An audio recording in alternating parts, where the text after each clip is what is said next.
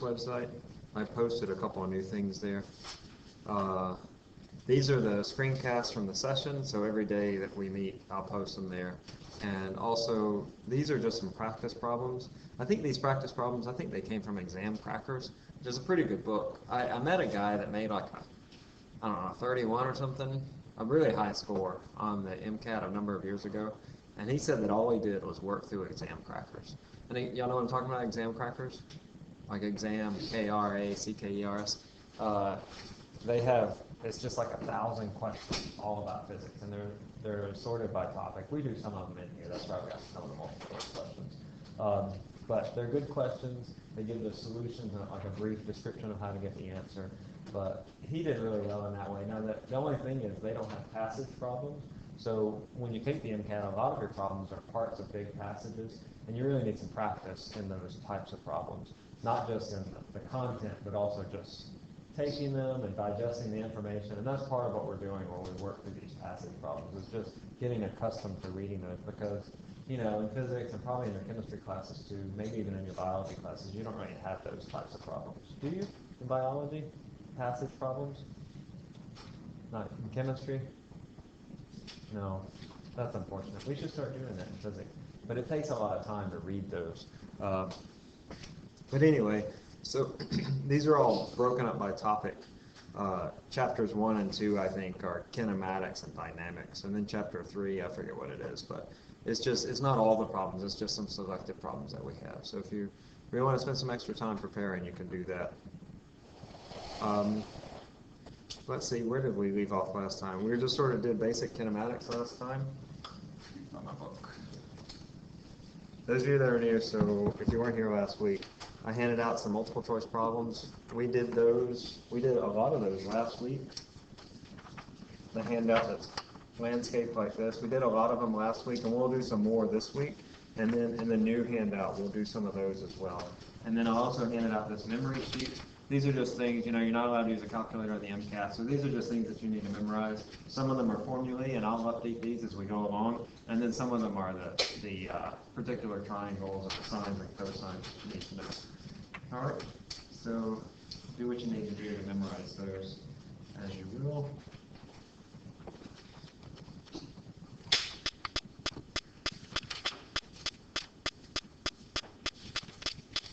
We are skipping projectile motion, but let me just, in brief, remind you of projectile motion. Projectile motion is when I have an object that follows a path like this. It's a parabola. A couple of things that will help you to solve these problems are the velocity in the y direction at the top is equal to 0. Also, you need to remember that if you have an angle theta, that your initial velocity, your initial velocity has a y component, v0 sine theta, and an x component of v0 cosine theta.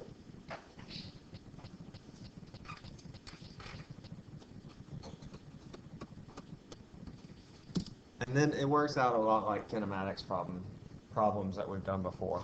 Now listen, this is sort of a broad brush of what we're doing, so on the MCAT, as you're practicing on your own, you'll find that there are problems that we haven't covered. So just be aware of that we're sort of hitting the high spots on this. So as you prepare for the MCAT, you really need to spend more time on those problems, and that'll come up as you practice. As with all things, right? Practice, practice, practice. That's how you'll get good at it.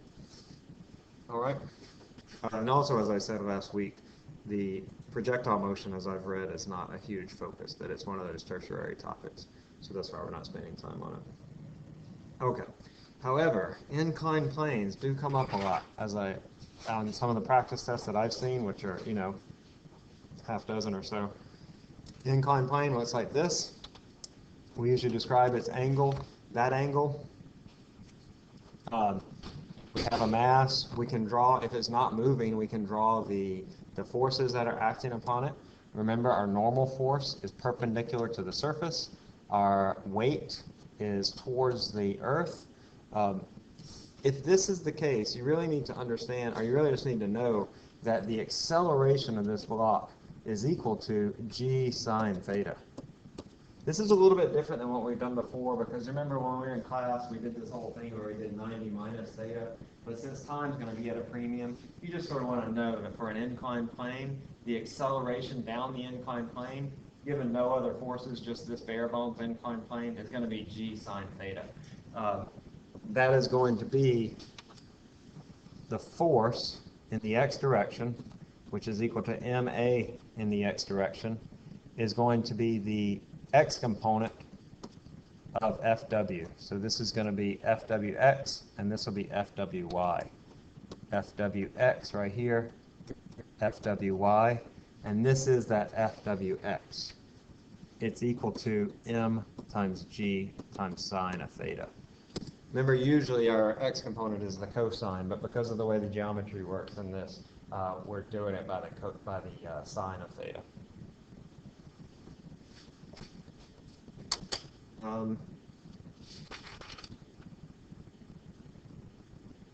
Also, the normal force here is equal to mg cosine theta. The y component is cosine, the x component is sine here, which is different from what we've seen before. But for an inclined plane, it's easier just to remember that, for this case anyway. All right, let's do a few practice problems. I'm not going to work any examples for the incline, but let's just do some practice problems. Let's see, looking at last week's handout, we'll find a good one.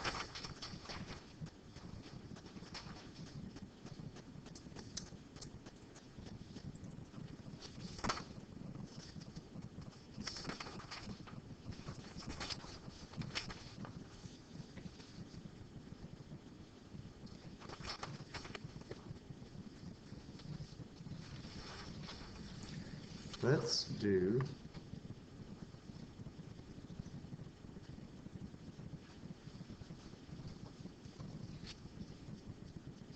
(184). So it's the one with the picture of the inclined plane.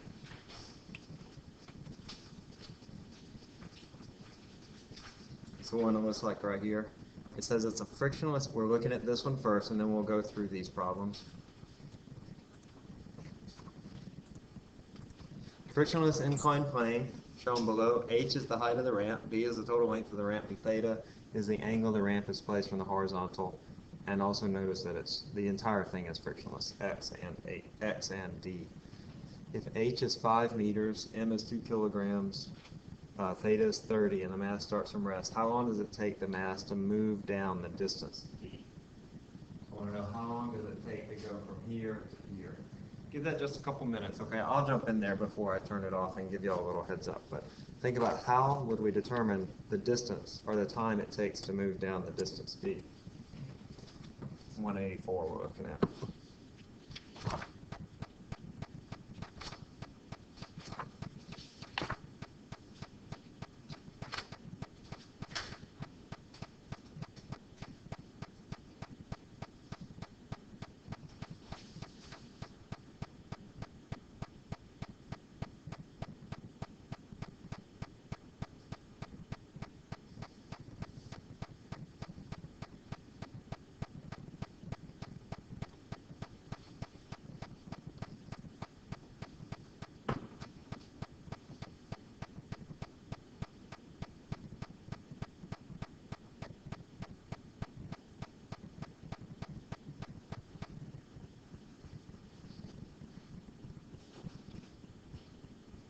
Several things you need to take care of here.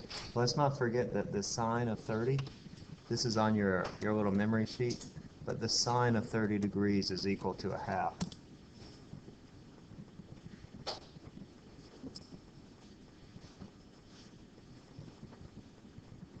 First thing you want to do is find the acceleration that that block has as it moves down the inclined plane.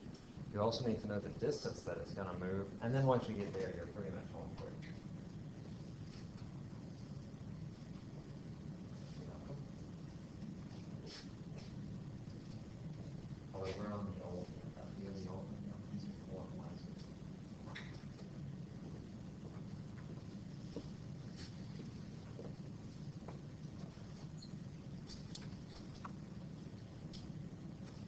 Our acceleration is going to be g sine 30. So that's 10 meters per second squared times a half, which is equal to 5. And we also need to figure out what is d. And then you can go with one of those kinematics equations. They're on your memory sheet. Remember, it is starting from rest. That means v naught equals 0.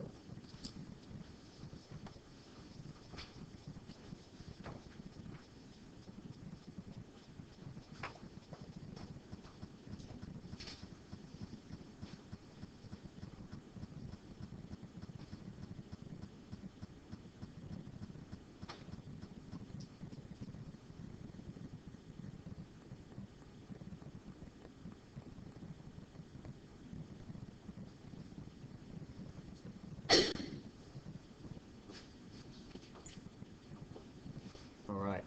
4, 5, 6, 7. Okay, it's like y'all are sort of split between B and C. Let's see what the answer is. Does anybody have the distance D? What is that distance D? What do you think it is? 10? I think you're right. Let's see. So we would say that the sine of theta, the sine of 30 degrees, is opposite over hypotenuse, h over d. So that's a half.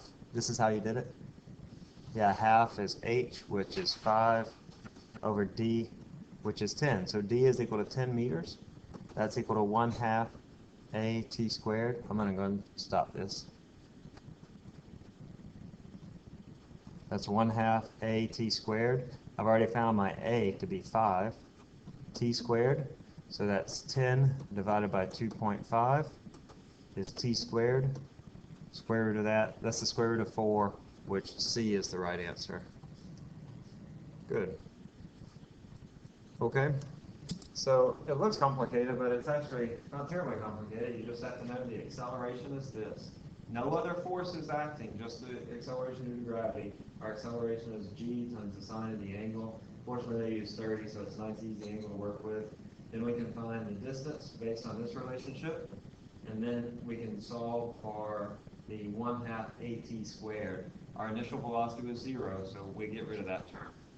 All right, let's try this next one, number 185. Looks really similar. The only difference, I think, is... What's the only difference?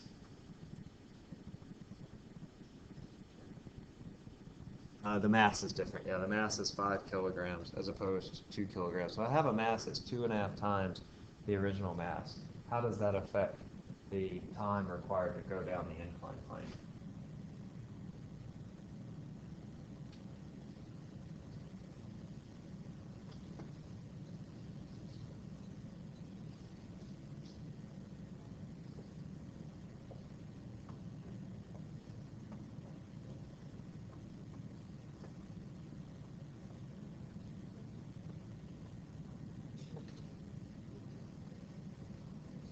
All right, don't think too much about it.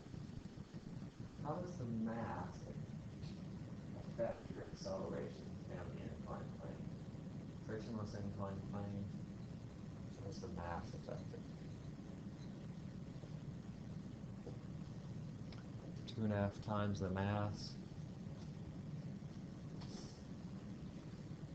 All right, I'll stop at about 5 seconds at 120. See what y'all got. Y'all are all over the board, and that's okay. But we'll stop at 120. 3, 4, 5, 6, 7, 8. Y'all gonna click in.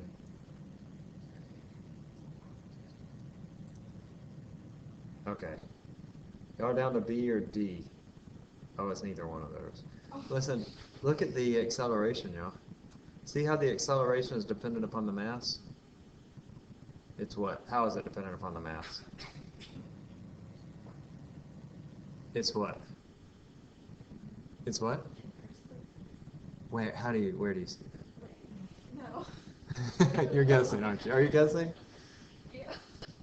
I used to be in the Navy, and in the Navy, you know what they say? You know what happens when you guess? People die. You know what happens when you guess, Megan? People die. No, it's okay. People don't really die. Okay, so, our acceleration is not dependent upon the mass, right? Heavy thing, light thing, you drop them, they accelerate at the same rate. The same is true for an inclined plane with no friction on it. So here the answer is going to be C. I'm not going to put that, but good job. All right, let's try Let's try this 186. These are good questions because they help you to think about the relationship. So you can take your answer to 184 and think about how it's affected for 185 and 186.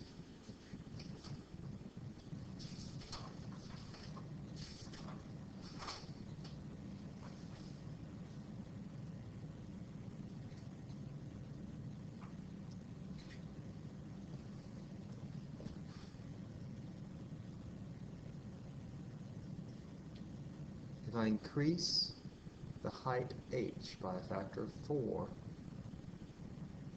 how long does it take?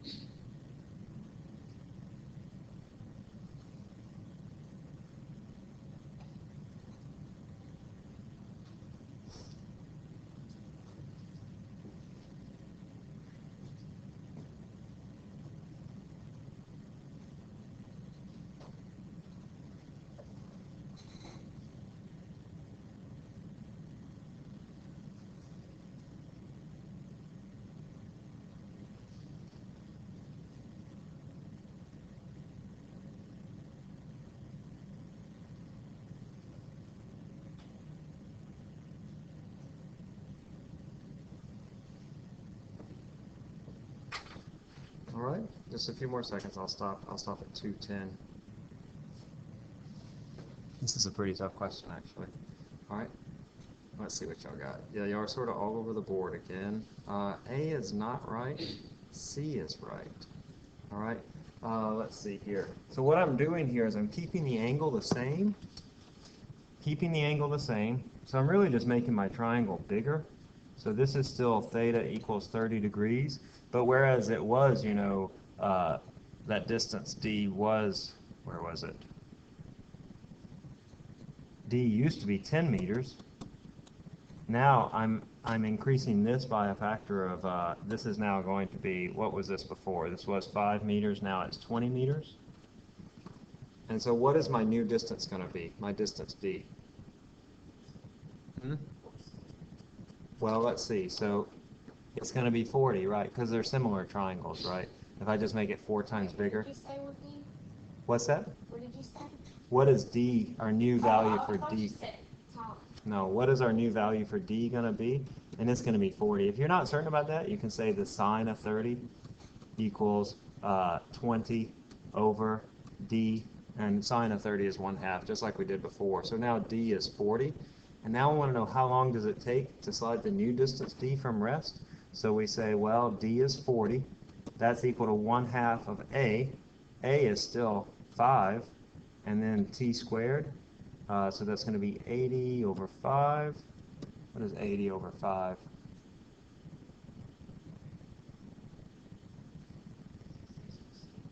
Is it 16?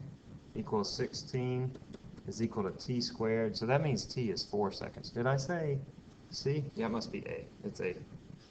Sorry about that. Oh, good job. Y'all got that. Yeah, awesome. All right. So if H is 5 meters, and that's what let's move the distance D. We'll skip that one. Okay.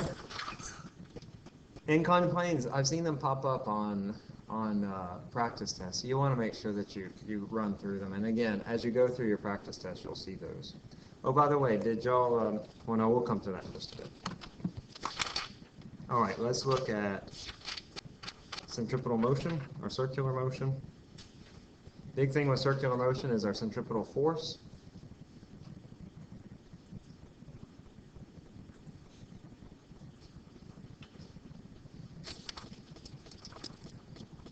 If I have circular motion, then I have a force that is acting as a centripetal force.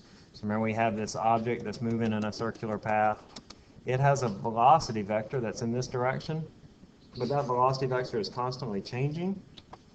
So that means it has to be accelerating in this direction, in the radial direction. And that radial direction, that radial acceleration, which is called our centripetal acceleration, this is equal to the speed squared divided by the radius. This describes the acceleration as this object moves around at a constant speed. It has to have an acceleration because it's changing direction constantly. Every time it moves to the next spot, it's changed to a different direction. That means that its velocity is changing, so it must have an acceleration. That is called our centripetal acceleration. It has that magnitude. It is always towards the center of the circle.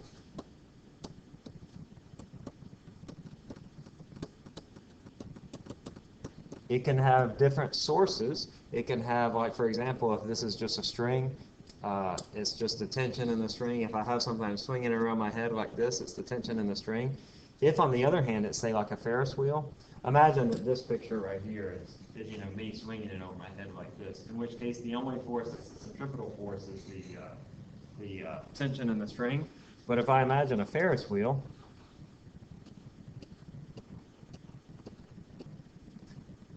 if I have a seat on the Ferris wheel, I have a centripetal force that is causing this to move.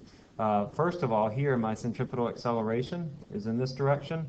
If you're sitting in the Ferris wheel, you have a couple forces. You have the normal force, and you have the weight. And the normal force minus the weight is equal to the mass times the centripetal acceleration. And so you can figure out the sum of these two is your centripetal force. But notice what happens when you go down to the bottom.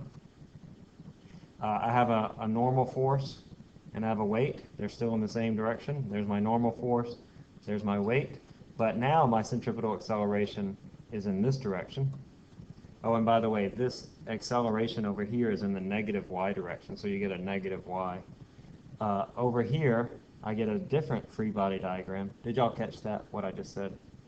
Your centripetal acceleration here is in the negative direction, so that negative AR. So for example, if we were going to determine our normal force, it would equal FW minus MAR. Just write down the equation for now. I'll explain to you what it means physically in just a sec after I write the bottom one. And down at the bottom, I can do the sum of the forces, which is Fn minus Fw equals MAR. And then if I determine my normal force, it's going to be Fw plus MAR, where MAR is my centripetal force. So notice here, I have two expressions for the normal force. Which one's bigger, at the top or at the bottom? Where do you experience the greater normal force on a Ferris wheel? At the top of the Ferris wheel or at the bottom of the Ferris wheel? Imagine a very quickly spinning Ferris wheel. Where would you experience the greater normal force? Well, according to this, where do you experience? At the top, it's Fw minus MAR. At the bottom, it's Fw plus MAR. So where is it, the greater value? At the bottom. You ever ridden a Ferris wheel? Actually, you don't really experience this on a Ferris wheel, but if you can imagine a Ferris wheel that spins really fast, at the top, it's going to be like you're lifted up out of your seat. At the bottom, it's like you're pushed down into your seat. You experience those G-forces, as they call them. All right.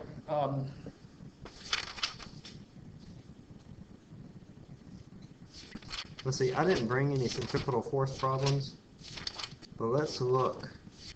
Don't look at the answers, just try them on your own. Let's look at some of the problems in the back. I'll put them up on the screen here in just a second. Oh, we don't really have many good ones, but that's okay. We'll look at them nonetheless.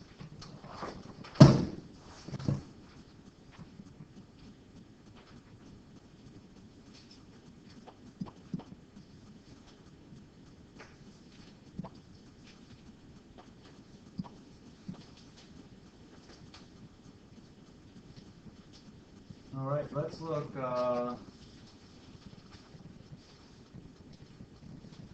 Next page over.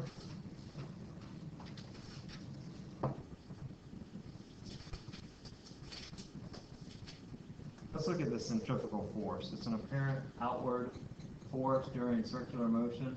It has been described as a reactive force according to Newton's third law. Which of the following statements is most likely to be correct? Sky, I'm going to pull up this and put the computer over here. Can you see this one okay, sort of, kind of? Okay. What page is this on? It's on page 44. Well, let's try this one. You know the answers are in your book, but let's just try it without looking at the answers. So a centrifugal force is an apparent outward force during circular motion. It's been described as a reaction force according to the third law. Which of the following statements is most likely to be correct?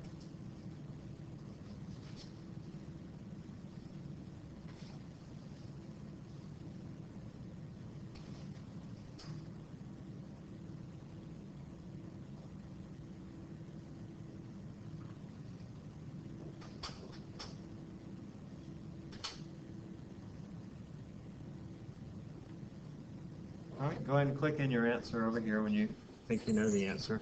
Again, don't look in the back. Just, you know, if you get it wrong, who cares? Well, people care, but, okay. Looking pretty decent. I'll stop in a few seconds. 58.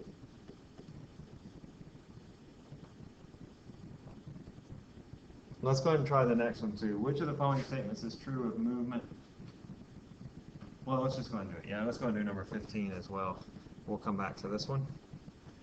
Following statements is true of movement on a plane with friction.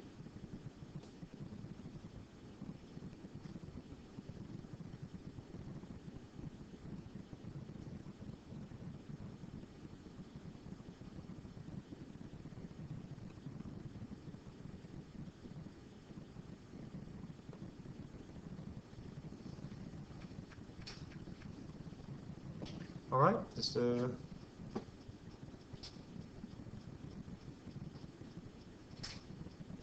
more seconds. I'll stop at 38.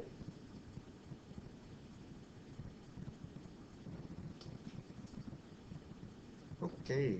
Oh boy. B is the right answer here for this question. Acceleration is a function of applied force only. That is not a true statement. Acceleration is actually a function of your frictional forces as well. Okay, it's not just your applied force. It's a function of your frictional forces. I have this inclined plane with friction acting on it.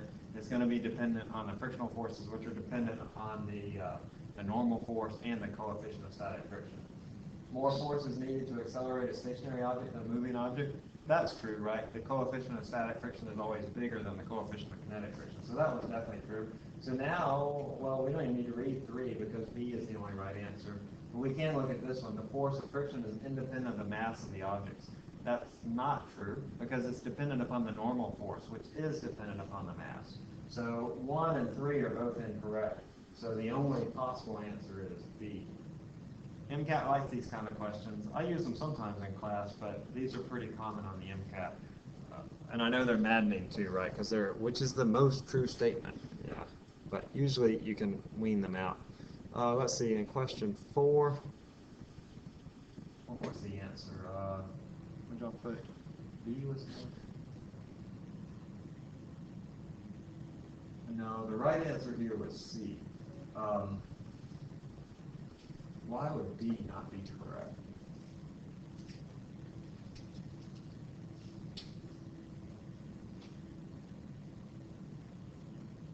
Well, you can have a centrifugal force that is not either a normal or a tension force.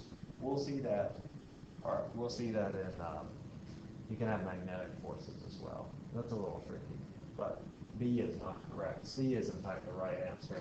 That the centrifugal force always acts anti-parallel to the centripetal force vector. And the reason you know that, if you read here, even if you didn't know what a centrifugal force was, it says that it's an apparent outward force during circular motion, right? Like you spin in one of those gravitational things at the fair, right? It feels like you're being pushed up against the wall. You're not really being pushed up against the wall. It's just an apparent force, but it feels like you're being pushed outward. But because it feels like you're pushing outward away from the radius, and we know that centripetal forces is actually a radial force, then we can say that C has to be the right answer, that it always acts anti-parallel. So here C is the right answer. Really recommend that y'all go through those practice questions for each chapter. In fact, you should have worked how many? Did y'all do 5 from the chapter? You're not in trouble if you didn't, but did you? Okay, good. That will really help you. It'd be great if you could do more than that even. Okay.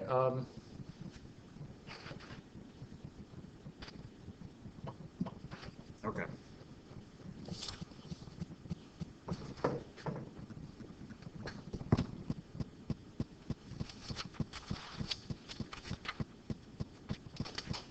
Almost done with this chapter 1.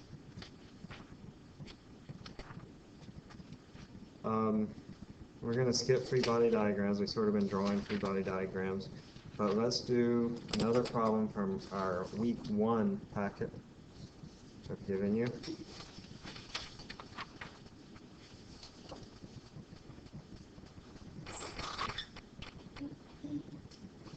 Which was the one? We did these, is that right? We did all of these? Am I right about that? This passage problem? Yeah, I think we did. All right, let's try this number on this page with the vectors, the one down in the lower right. A 7 Newton force and an 11 Newton force act on an object at the same time. Which of the following cannot be a magnitude of the sum of these forces? It's a vector problem.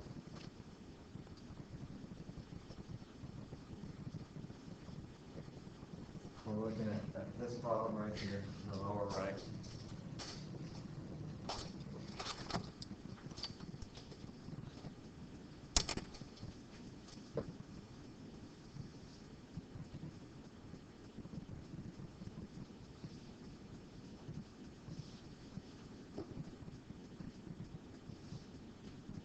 All right, we'll go about 10 more seconds.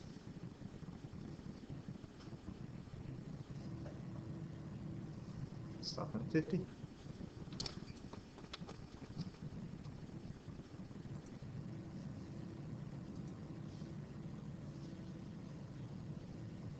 Awesome, right. I think we had a similar problem like this in our class last semester.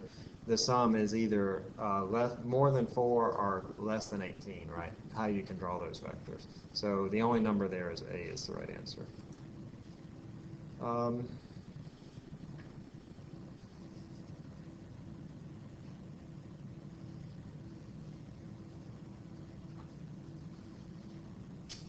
Let's try problem. Let's try problem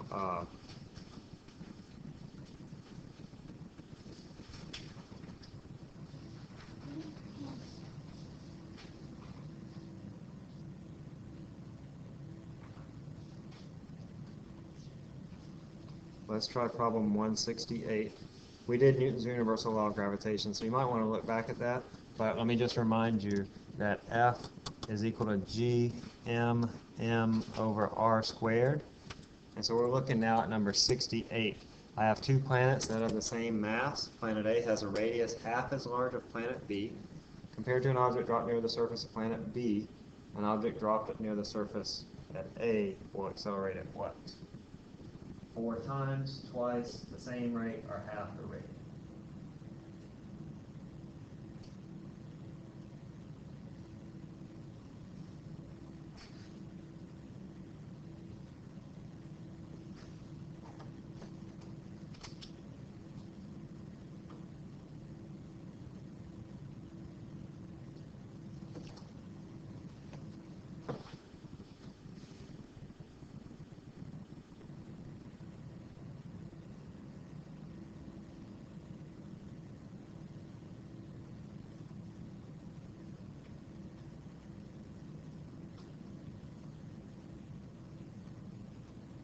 All right, a few more seconds. Stop at 118.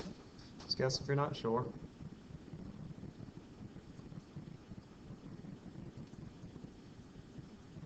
Okay, that's good guessing, right? That you are able to pick out that on planet B it will experience, or on planet A rather, it will experience a larger acceleration because it has a radius that's half that. The right answer of these is A. But that's good. On these problems, you should really eliminate answers that are obviously not right. And so I always like to start there. And I say, well, gosh, planet A is a smaller planet but the same mass. So it's like a black hole, right? It's going to have a much larger gravitational field or acceleration due to gravity. And if you imagine that my acceleration or my radius is half, it's squared, so I'm going to have 4 times the force. Or particularly, remember, our acceleration due to gravity is equal to gm over r squared.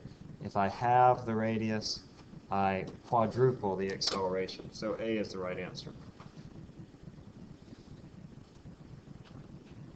All right, I think that's all that I had there. All right, let's just quickly, we're going to do torques right quick. Torque is equal to R times F times the sine of the angle between them. Remember, if I have an object, it's rotating about a certain point. This is our axis of rotation.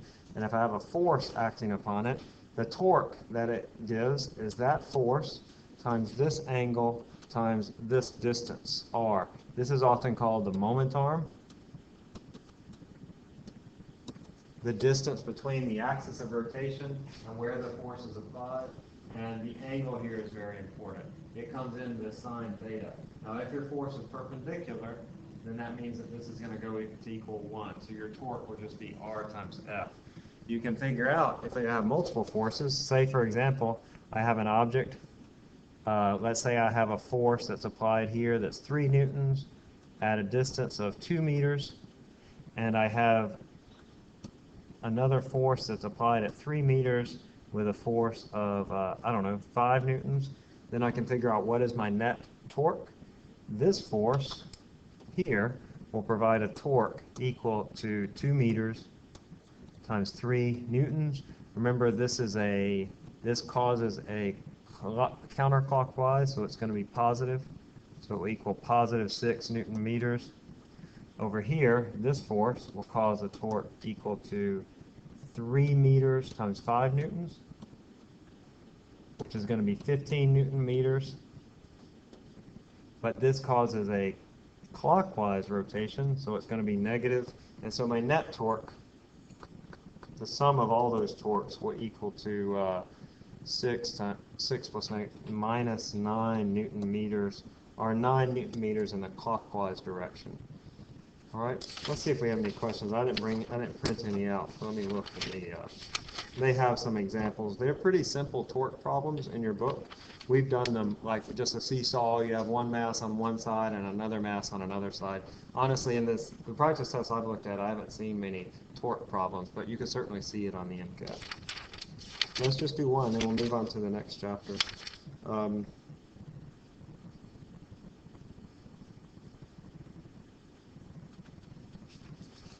Yeah, let's look at number 11 in your book.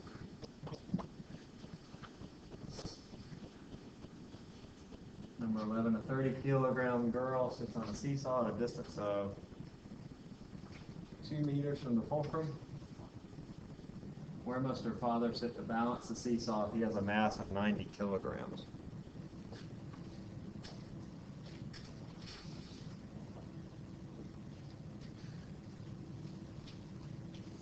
I'll start your clicker. So go ahead and register your vote when you get it.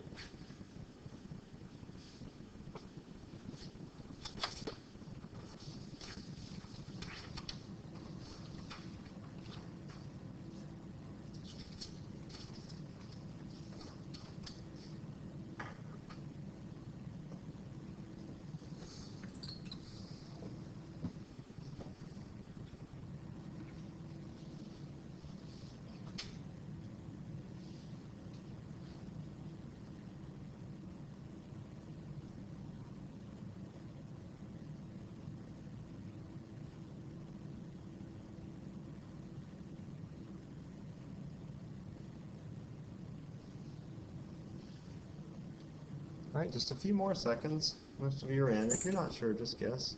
I'll stop at, say, 57. Just a few more seconds. Okay, let's see. Most of you put B, that's right.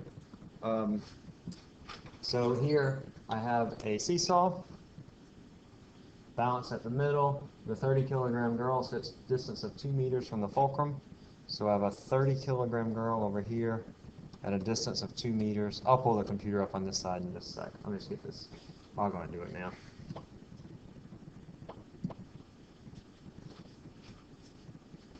I have her father sitting somewhere over here. I know that he's going to be sitting closer. He has a weight of 900 newtons. She has a weight of 300 newtons.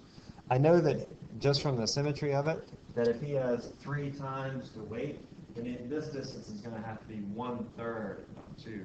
So my distance here, I could just look at it pretty quickly and say that this distance r has to equal 1/3 of 2 meters, which is 0.67. 2/3 is 0.67. If you want to do that a little more rigorously, you say the torques on this side have to equal the torques on this side. So I'd say 300 newtons times 2 meters have to equal 900 newtons times r, and then I solve that for r. R is going to equal to 600 over 900, which is 2/3, or 0.67. Alrighty? That's 0.67 meters. Okay, we're going to move on to the work and energy chapter. Let's see, it's not a whole lot in this chapter, but did y'all do the concept checks? Defining kinetic and potential energy on page 56. I wanted you to read these chapters before you come in, okay? It'd be very helpful. Just kind of read that book. Did they come? No? You thought about it? Okay. You want to read through these chapters before you come in. You'll get a lot more out of it, okay? And any questions about it? We haven't done the pulleys before, but we'll go over it today. We didn't do the pulleys mechanical advantage this morning too. But work energy theorem, potential kinetic energy, that kind of thing. All right. Well, let me review it quickly. I said not really a whole lot in this chapter. Several different types of energy. Or rather, first, we need to define work. Our work is equal to F times D cosine theta. Now remember, this goes back to our dot product scalar, our dot products and our cross products. Our dot product is defined as this first vector times the second vector times the cosine of the angle between them, 2 vectors that are in parallel, whereas the cross product is like the torques that we were doing. That's where you have 2 vectors that are perpendicular to one another. That's why you have that sine theta term there. So our work is equal to FD cosine theta. It's positive if F and D are in the same direction.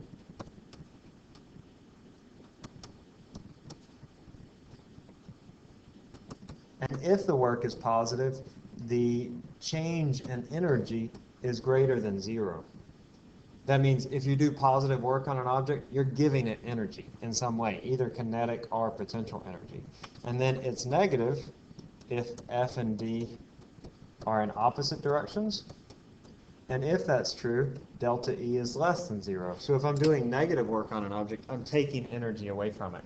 You remember the catcher catching the ball, right? The catcher catching the ball is taking energy away from the ball, making it slow down, and so he's doing negative work. We can also think of how the force applied to the ball and the displacement of the ball are in opposite directions. So that's also negative work. Again, if I do work on an object, work causes a change in energy. This is called our work energy theorem, and that energy can go into kinetic energy, which is 1/2 mv squared, or it can go into potential energy, which is mgh. Last year we called these Ke and Pe, but you should sort of get used to seeing them as K and U. K and U are more standard for kinetic and potential energy. But I use the KEPE because it's just a little easier, okay, to remember what those mean.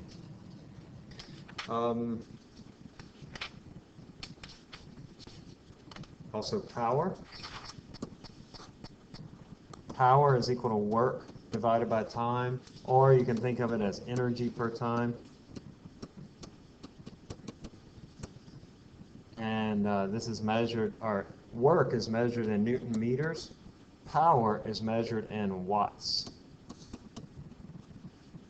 We'll do a question about that in just a second. Work energy theorem. Mechanical advantage. Somehow this comes up a lot on the MCAT, or at least on the practice tests that I've seen. But again, just because I've seen it on practice tests or haven't seen it on practice tests, MCAT is always different. So you need to You need to know everything, basically. Okay? Know everything? Including like biochem and all that jazz, which you haven't had yet, right? No biochem for y'all, right? Okay. What was I saying?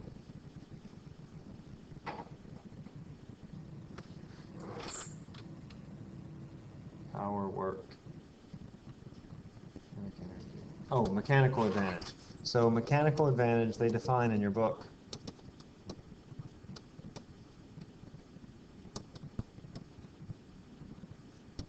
It is equal to the force out over the force in. You know, you probably learned about simple machines in first grade, second grade, third grade, or whatever. But for example, and the big example they give is a pulley system. So say that I have an object, and your book goes through this discussion pretty nicely, and I have two ropes that are pulling up on this object, a rope here and a rope here. They're pulling straight up. Let's say that the object has a weight of 100 newtons. If that's the case, then each of these ropes will have 50 newtons of force. So if I have a pulley system that looks like this, I'll try to draw it. They have a picture of it.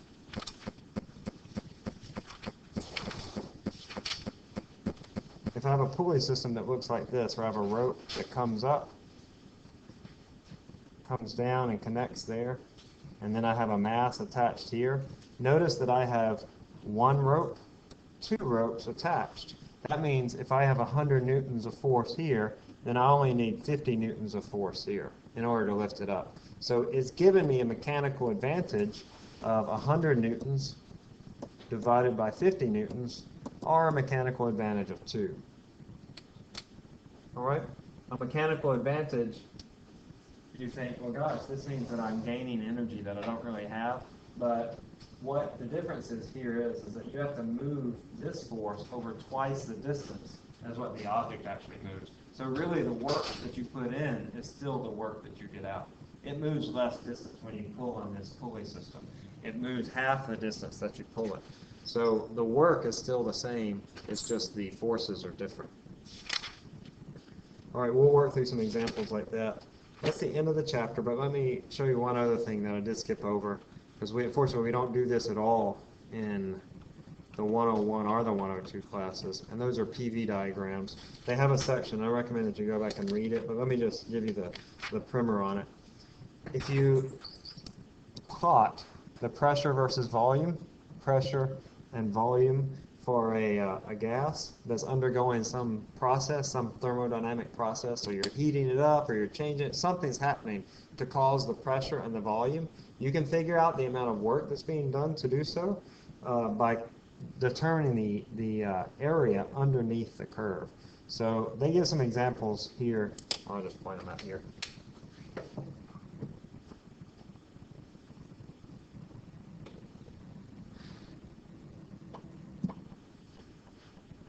On page 58, they give some examples where you have different pressures that are changed, different pressures and volumes. And if your volume is increasing, then we say that the work is positive. So if V is increasing, we've done positive work. The gas has done positive work. If V is decreasing, then we say we've done negative work. And if V remains the same, then we've done no work at all. So like for example here, on this PV diagram, this shows the pressure of the gas here, the volume of the gas. Notice that the volume doesn't change at all here. So what is the work that's being done on this gas? It's 0. And it also doesn't have any area underneath the curve. The work being done will be equal to the area under the curve. But there is no area under this curve. What about here? Does this one do positive, negative, or 0 work?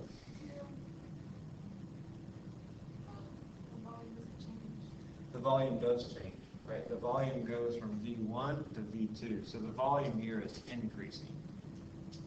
You follow what I'm saying? Yeah. Because I'm moving from this point to this point, V1 to V2. So positive or negative work? Positive work. And that work is equal to the area under this graph.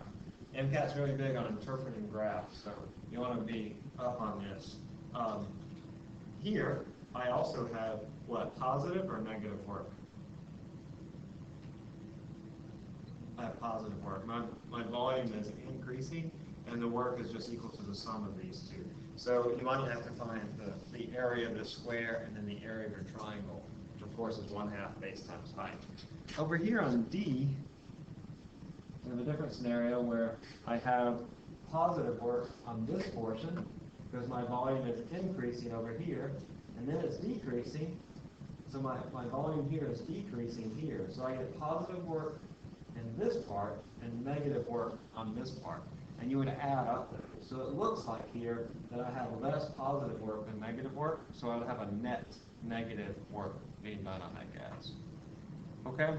Those are PV diagrams in short. I would read through the section, but that's basically what they say. They do have some different definitions for what they are, but I found that on the practice test, usually those terms are defined, like isochoric and isovolumetric and stuff like that. All right. Let's do some problems. We end at what, 5:55, is that right? 6:15. Oh, okay. Well,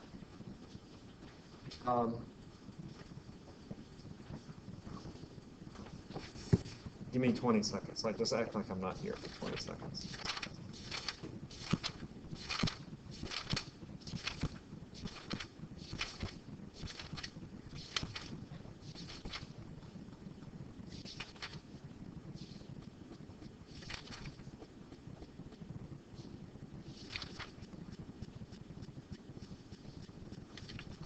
Okay, yeah, we can go on to the next chapter then. All right, but let's do some practice problems. I brought a number. So if you have that second handout, where is it? It's the one that's portrait mode like this. So I'll pull it up. Let's try some of these problems for practice. Let's try this one. This one was the passage problem that you had before, but now it is... I just pulled a couple different questions. Does this work for y'all okay? You can read it on your paper okay, right? Is that okay? So we're going to do this problem first. I understand you can't see it very well up there, but it came out easier portrait mode. So how will W change if the angle of the ramp to the horizontal is increased? To determine what W is talking about here.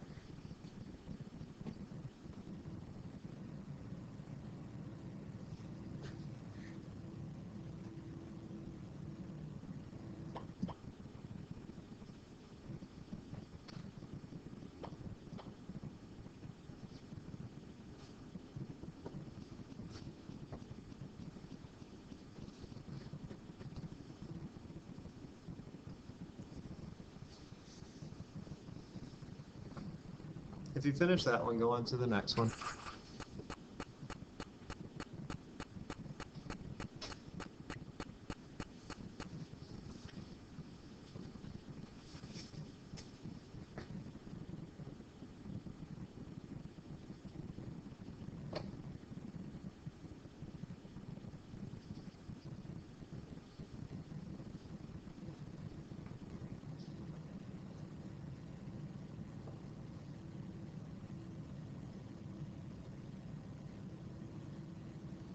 Folks, what does W refer to?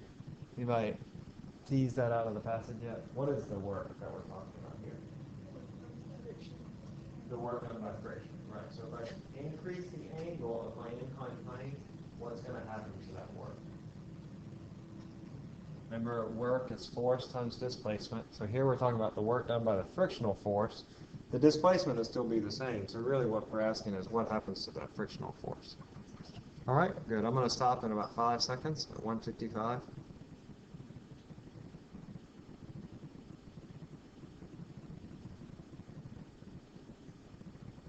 Okay, A is right.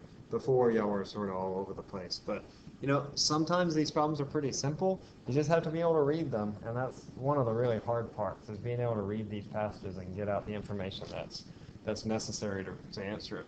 Let's try this next problem. How will W change if the initial speed of the box at point A is increased?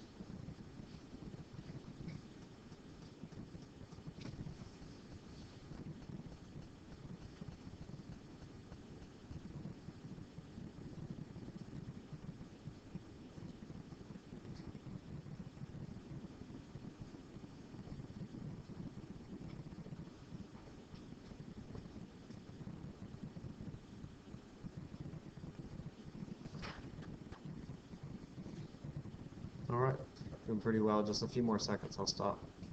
38.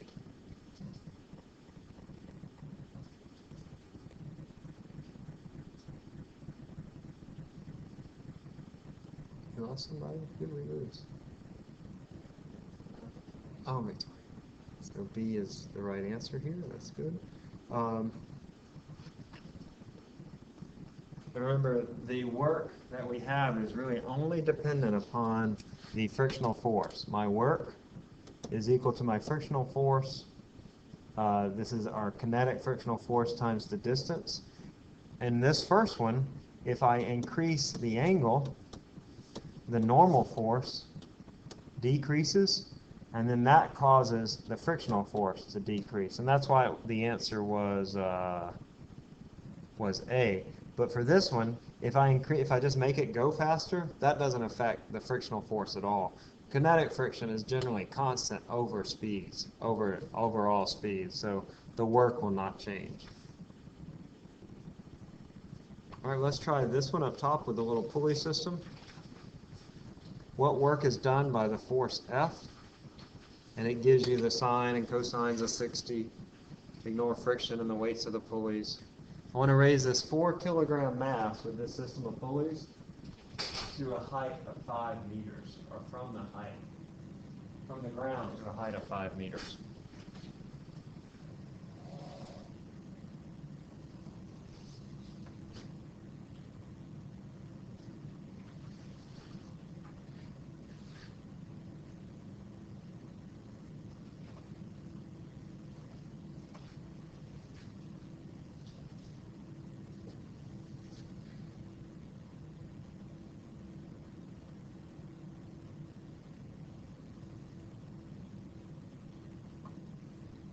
If you finish this one, go into the next one with the block.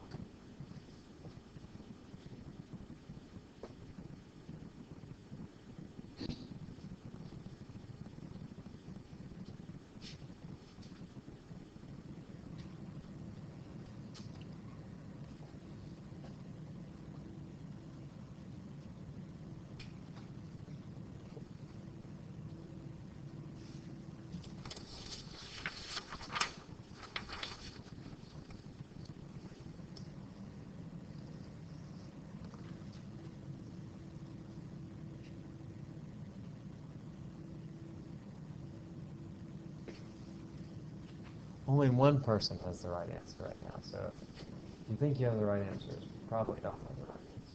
Think about what amount of work is required to move this block up a distance of 5 meters using this system of pulleys. I'll give you just a second. Rethink your answer a little bit.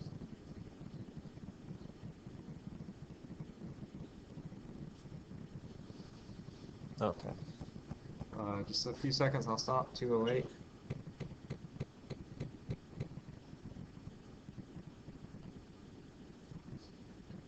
Okay, the answer is not A. I know it seems like it. A lot of y'all had B before. The answer is actually D. This problem, it sort of obfuscates the real meaning of the question. By doing the whole pulleys and stuff, pulleys, they don't even matter, right? The pulleys would matter if it was asking about the force, but I want to know how much work is required to take this mass and move it from ground level up to, 5 meters. And so that work is just equal to the change in gravitational potential energy. The weight of the block times the height that you move it. So the weight of this 4-kilogram mass is 40 newtons times 5 meters. So the answer is going to be D, 200 joules. That work, the work is equal to my change in gravitational potential energy, which is mgh, which is 40 newtons, that's mg, times 5 meters, which is 200. Let's try this next one, the one with the block right here.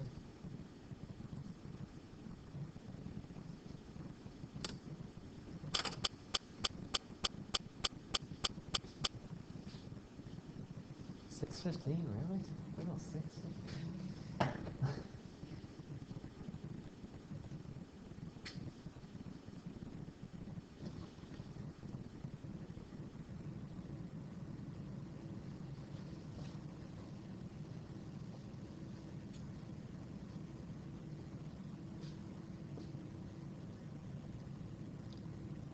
you finish this one, we're going to go to 358 on this same sheet.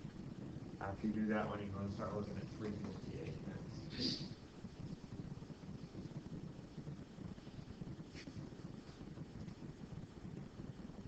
All right, just a few more seconds. I'll stop at 55. 55.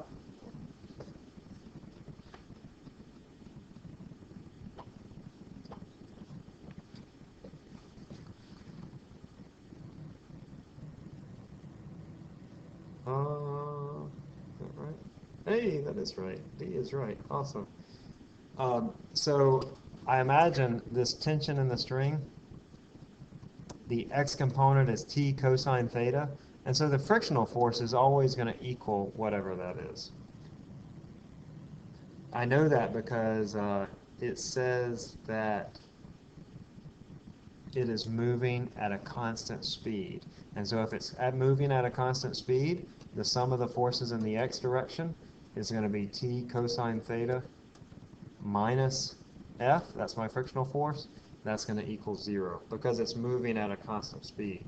If it wasn't moving at a constant speed, then the frictional force would be greater than that. Like if it was accelerating, or rather, the 10T cosine theta would be greater than the frictional force. But in this case, they're going to be equal. All right, let's look at 358 here. Go ahead and start number 358. It's a little bit difficult. Give it a go.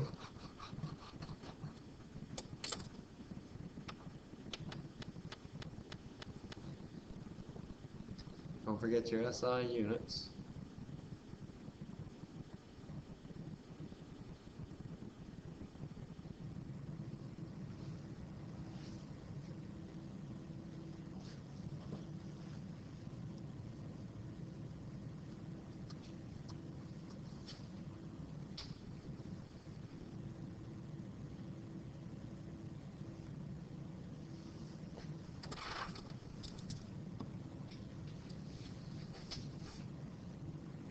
Oh, I mean, start your thing. So if you have the answer, go ahead and click it in.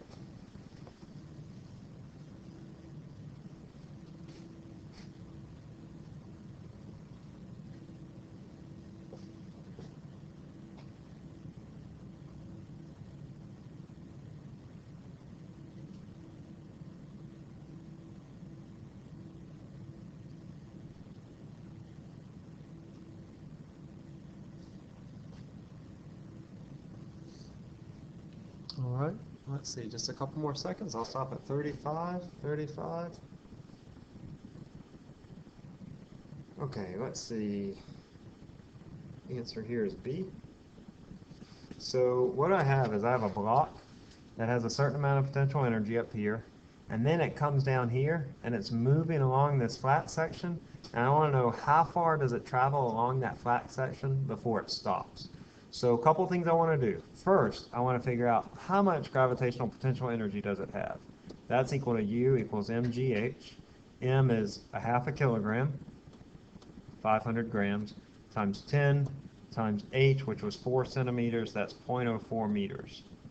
So that's 0.5 times 0.4, that's 0.2 joules. All right, that is the gravitational potential energy that it has up top. And then as it scoots down here, it's going to have that much energy in kinetic energy. Now what we know about the frictional force is it has to take away all that energy before the thing can stop. Frictional forces do that. They take away energy. They have negative work.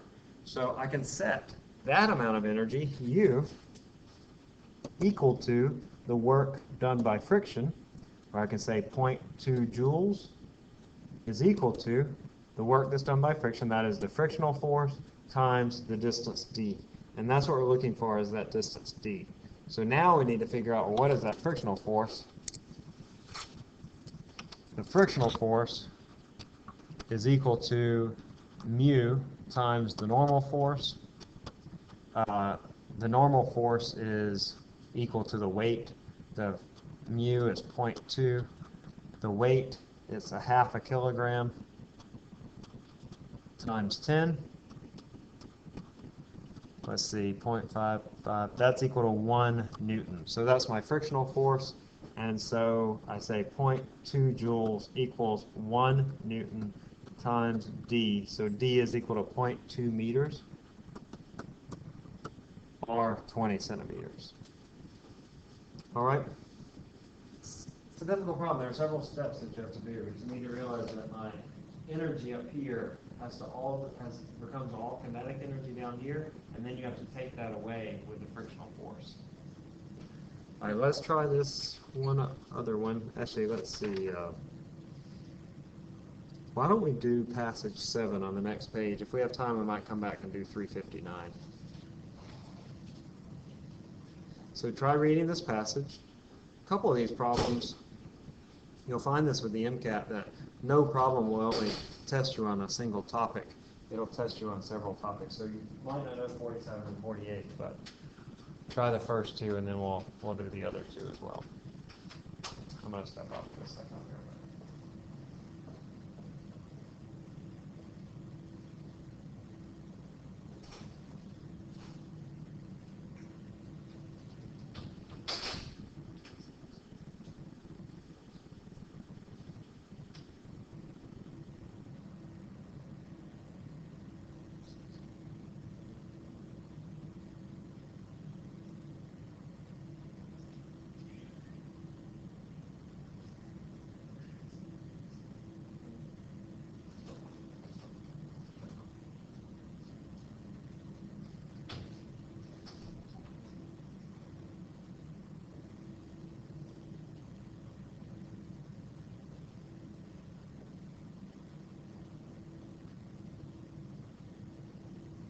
Much work is done in launching the object.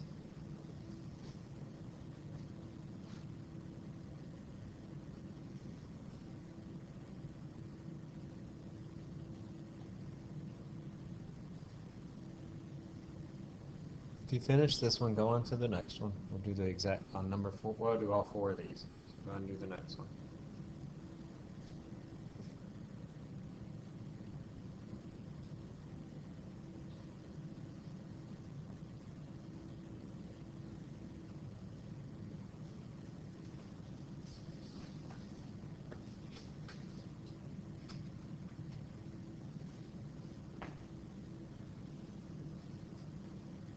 All right, let's do about 10 more seconds. Just guess if you're not sure. Looks like we have everybody. I'm going to go ahead and click this out.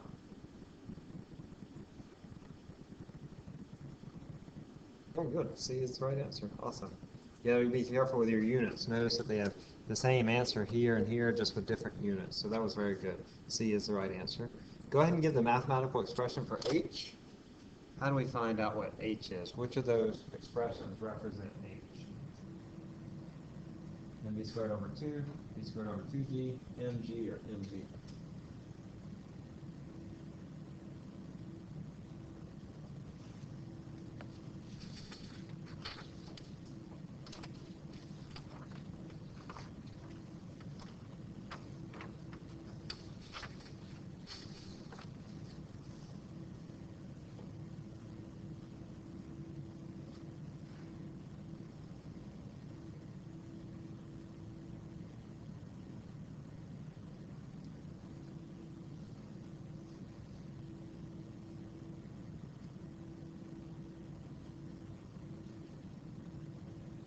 All right, I'll stop at 1 minute.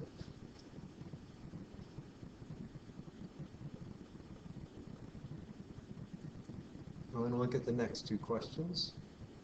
See, we're a little bit more spread out here. I can see how you might want to answer A, because you think, gosh, mv squared over 2, that was like kinetic energy, and it is kinetic energy.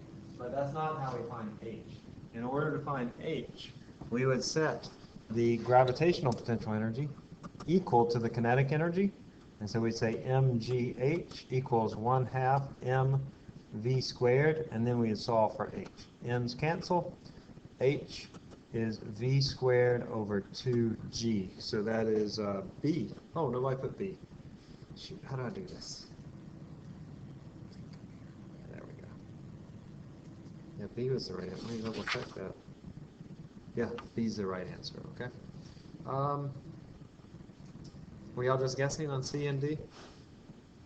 Sort of guessing? Okay. You had what? Very good. Don't change your answer. All right, let's try 47 and 48. These are sound questions. They're getting at the frequency shift. You sort of know this, I think, intuitively, but if I have a source of sound that's moving away from me, what happens to its frequency? Does it go up or down? As it moves away from me, what's the frequency do? Think of a train. Right? As it moves away from me, what happens to the frequency? It goes lower, right? The frequency decreases. As it moves towards me, the frequency increases. We're going to get into sound. We didn't do sound, but we'll get into sound in 102. I'm sliding it in at the end because we got some extra time. But I've seen a lot of sound on MCAT practice test. Yeah, sorry. Do you have a question? No. I'm sorry. Did I tell y'all we've gotten in the punch buggy? You know what punch buggy is? Where if you see a VW bug, you hit your whoever you're with. And so my wife, she doesn't really hit that hard. And I told her, I was like, gosh, you don't really hit that hard. And so then she started hitting really hard. So now, whenever she's in the punch buggy, it's like, goodness sake, lay off a little bit. It hurts. But now whenever I see a punch buggy, I feel the impulse to hit somebody. What? Oh, it's just not very. Okay. All right. Let's get back to work, y'all.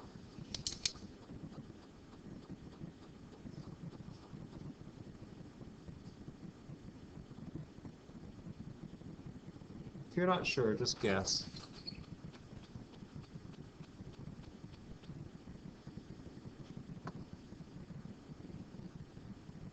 All right, I'm going to stop here at 2:05.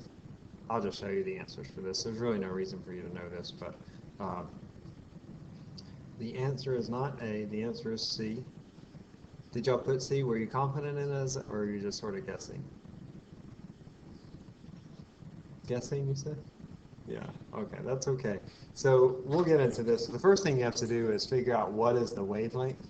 So the wavelength, or the speed of a wave, is equal to the wavelength times the frequency. You've probably had waves before in high school, but so the wavelength then is the speed divided by the frequency. It gives you the speed as 340 divided by the frequency, which is 170. So the wavelength of this wave is 2 meters. This sound wave is 2 meters. And then it asks you, well, how is the wavelength going to be different at point H? What is the projectile doing at the top of its trajectory with relation to you? Like he has this thing where he throws this thing up in the air. Is that what he's doing? Yeah, he throws it up into the air. It goes up to a height h, and then it comes back down to him. What is the speed of the projectile relative to the ground or to the guy that threw it? What is it doing at height h? Is it going up? Is it going down? Is it doing nothing? What is its speed? It's doing nothing, right? At the top of the trajectory, that speed goes to 0, right? We throw something up, at the very top, the speed is 0. That means that there's going to be no Doppler shift. So the frequency will remain the same, and so the wavelength will also remain the same. It'll remain at 2 meters. We'll skip 48. Let's do some of these, and I think when we're done with these, we'll wrap it up, okay? Let's do number 468 on mechanical advantage.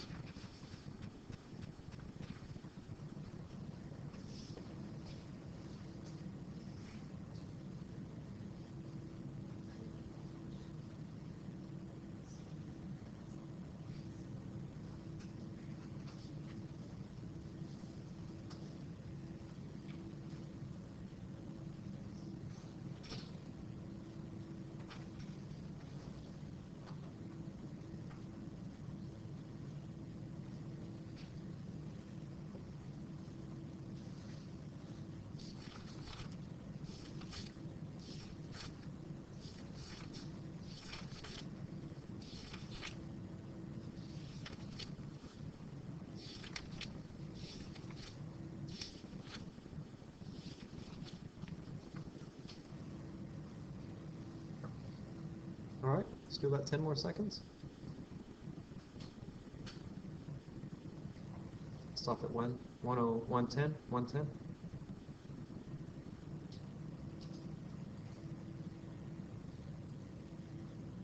Oh, goodness, for goodness sake. Grumble, grumble, grumble. Okay, how many ropes are there here, folks? You don't count the rope that you're pulling on. So I have 1 rope, 2 ropes, 3 ropes, 4 ropes, right? And what is the weight of my 6 kilogram mass? Not 600, no. 60 newtons. Yeah, 600 wouldn't give you anything. So 60 newtons. I have 4 ropes. So what should the answer be? What should it be? It should be B, right. 60 divided by 4 is going to be 15. So I have 4 ropes. 1, 2, 3, 4. 60 newtons divided by 4 is 15. It's like I have 4 separate ropes attached to this mass pulling it up. Let's do 466. What minimum force is required to lift this mass? Notice here the force is angled at 30 degrees from the horizontal. What minimum force is required to lift this mass, the 6 kilogram mass?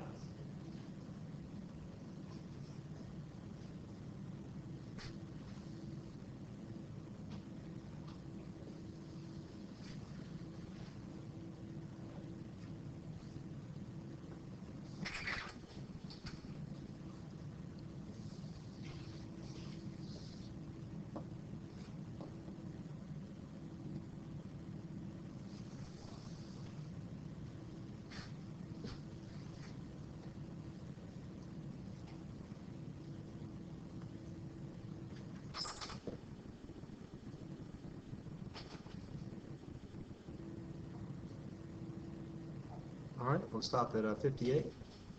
Go ahead and do the next one if you want. Let's see, I'm going to show you this one. Okay, C is right. Very good. Remember, the angle is just there to throw you off, okay? The same force, you just count, you do it the same way. You just count the number of ropes. There are 2 ropes. 60 newtons is my weight divided by 2. That's equal to 30. So C is the right answer. That is what we put, right?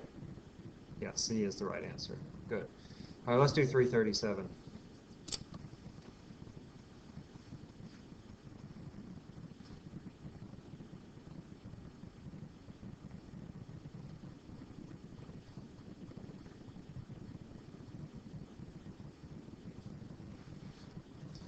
Don't forget from your memory sheet, cosine of 60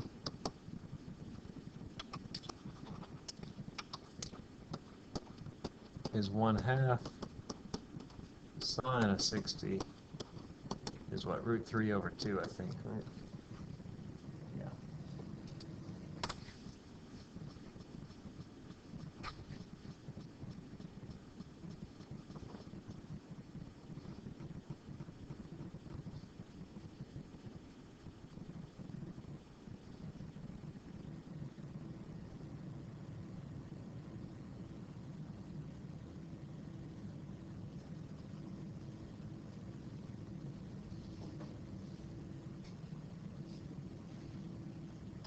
Let's wrap it up in just a few seconds. Say 115, 115. Just guess if you're not sure, just a couple more seconds.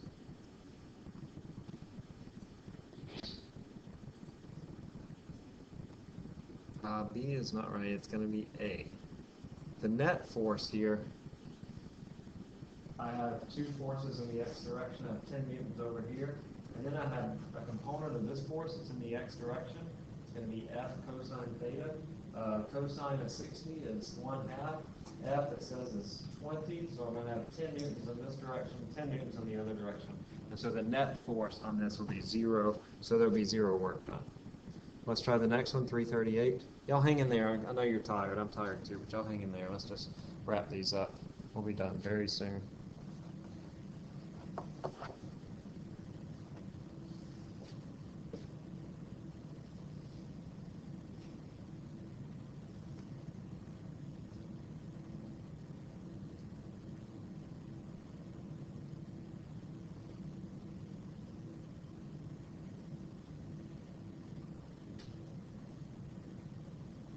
We're looking at 338 now.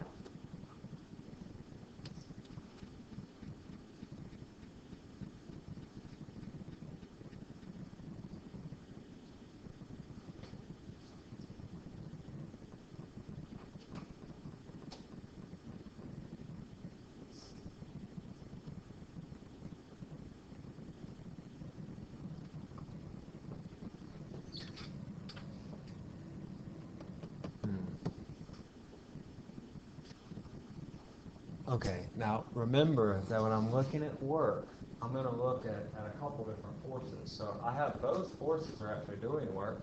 The force of 200 newtons, or at least the component of it, is doing work. And then that 10 newton force is also doing work, either be positive or negative. So think about that. I know a lot of you have the wrong answer because you're just considering one of those forces. It's a good wrong answer, but it's still the wrong answer. So think about what you could have wrong. All right, just a few more seconds. I'm going to stop at 1:45, 1:45.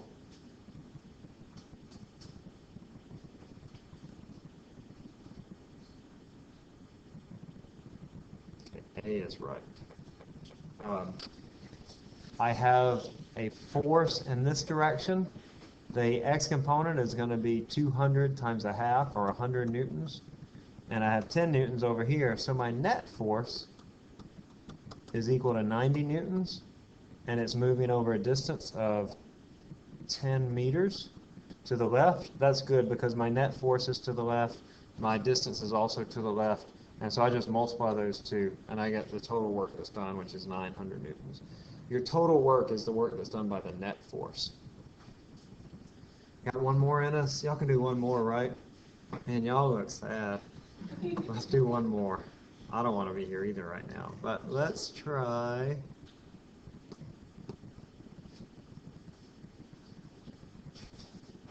Let's just do 340. The one up here, number 340.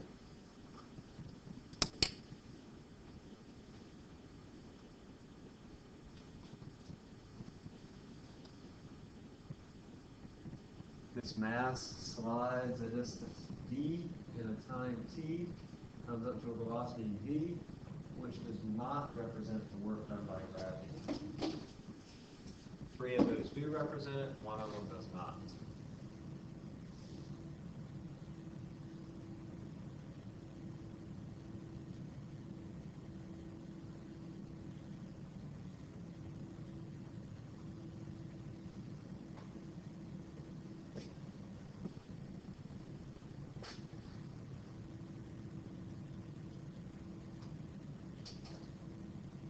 All right, I'll stop at 1 minute, just 7 more seconds.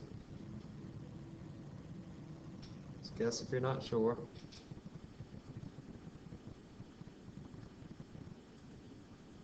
Awesome, D is the right answer. All of these represent the work done by gravity. mgh, that's my change in potential energy. mgd sine theta, the net force is acting along that is mg sine theta. And then that's the force is acting in that direction, and then it's acting across this distance d. 1/2 mv squared, that's the kinetic energy that it has after it moves through that distance. And then this vtmg is just a collection of variables. It doesn't really mean anything. So D is the right answer for that one. All right, give me just a second. I want to just touch base before y'all take off, because we do have an exam coming up. Just want to make sure we're on the right. Goodness, who sent me 23 emails during fast hour, for goodness sake. All right, so we go here. We're going to do thermal stuff next week, so make sure you look over that chapter. Are we? Momentum and energy, we did that. Well, we didn't really do momentum, I'm sorry. Yeah, actually, I'm going to have to go back and redo this thing. So we're going to do thermodynamics. Well, you know what? I'm going to send y'all an email, and I'm going to go through. We sort of done all of mechanics right now, so basically almost the entire first semester, except for the last couple weeks. So I'm going to look back at some of the other chapters and see what are ones that we want to do. So, because I think that these might be old topics. But I'll send y'all an email about what to expect for the exam. But you know, just got to do your best. This is a pass-fail class, but you'll get out of it what you put into it. But I think that's all. All right, have a good night. Okay, I'll see you next week on Monday. And read the chapter on thermodynamics. Shoot, no, I'm sorry. I will see you on Friday, and I will send you an email tomorrow. Pretty sure we'll do the thermodynamics chapter.